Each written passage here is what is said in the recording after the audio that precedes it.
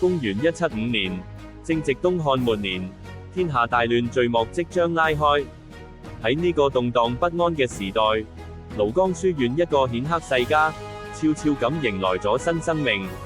呢個睇落普通嘅誕生，其實係歷史巨變嘅開端。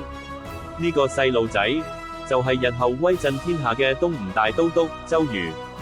佢出身富裕，自細受到最頂級教育，文韜武略樣樣精通，風度翩翩，人稱美周郎天賦異稟，注定非池中物。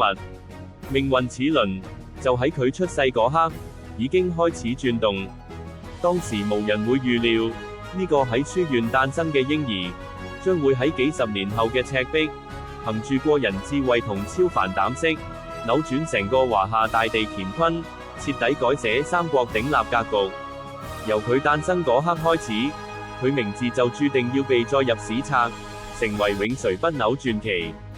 佢故事，由公元175年呢一年開始，